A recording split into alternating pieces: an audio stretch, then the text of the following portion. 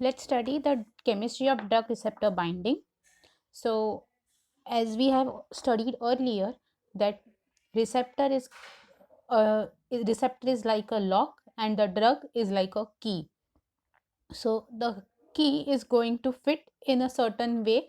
The exact fit is only going to be able to access the lock, right?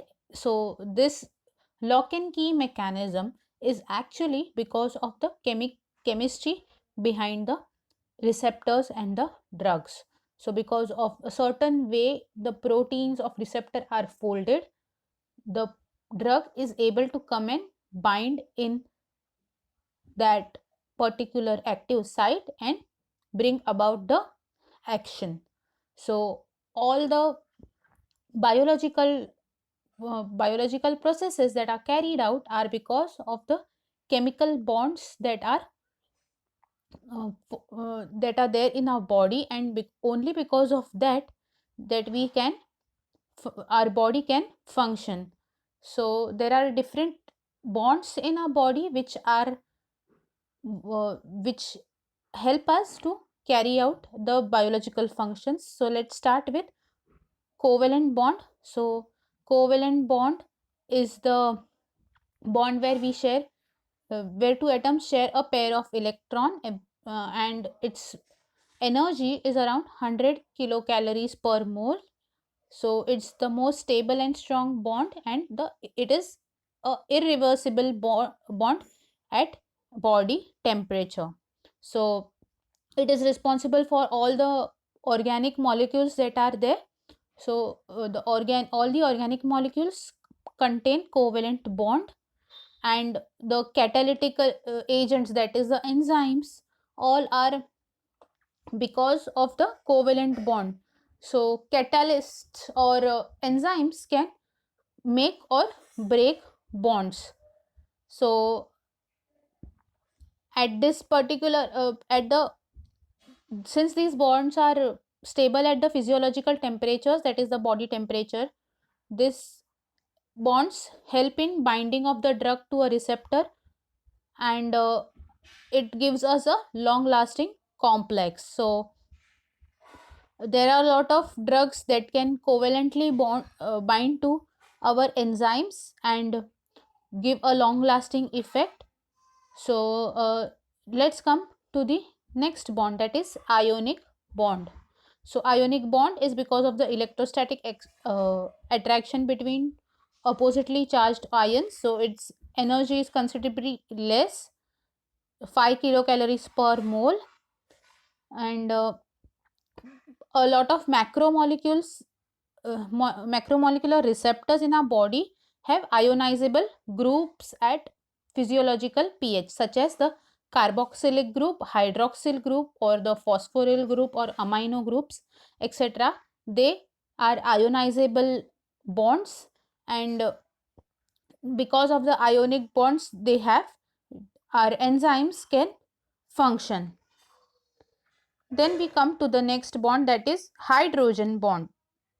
Hydrogen bond is formed when a electropositive nucleus with a single electron comes in contact with a very strongly electronegative atom. For example, hydrogen bond can form between one molecule of one molecule of water and other molecule of water. Means the oxygen in the middle can form hydrogen bond with other uh, can form bond with hydrogen from other molecule. So this is the way hydrogen bonds form, uh, and their energy is quite low. They are very reversible, but still they are very important in our body for tertiary structure, for maintaining the tertiary structures of protein, nucleic acids, etc. There's a requirement of hydrogen bonds. So the homework for you is where is the place where we need hydrogen bond the most in our nucleus, cell nucleus. You have to mention it in the comments, that which is the place where we require hydrogen bonds in our nucleus, and which which molecules are pairing with which other molecules, you have to mention them. Then comes the van der Waals bond. So van der Waals bonds are the weakest bonds of around 0.5 kilocalories per mole, but they are very biologically important because when it only forms when two molecules are sufficiently close in contact. So this is important when where there issues for where there is the topic for drug receptor specificity. There van der Waals forces of attractions are very important. So van der Waals forces can be established between two molecules, uh, especially a drug and a receptor, which have complementary three-dimensional configuration to so that they come close to each other, just like a lock and key. Also, there would be, if the drug is in a circular shape, then your enzyme would be having a circular the enzyme would be having, or the receptor would be having a circular uh, hollow where the drug can come and stay.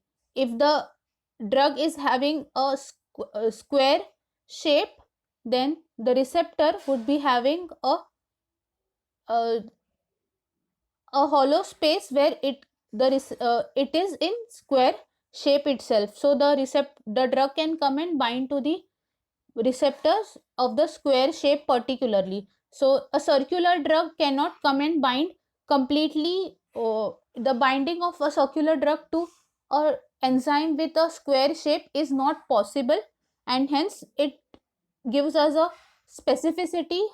Only a drug with that particular conformation can come and bind to the receptor. No other drug can come and bind. So this is why the closer the drug comes to the receptor, the stronger bond is possible. So that's why van der Waals forces of attractions are important. So all these chemical bonds are important for the studies of structure activity relationships.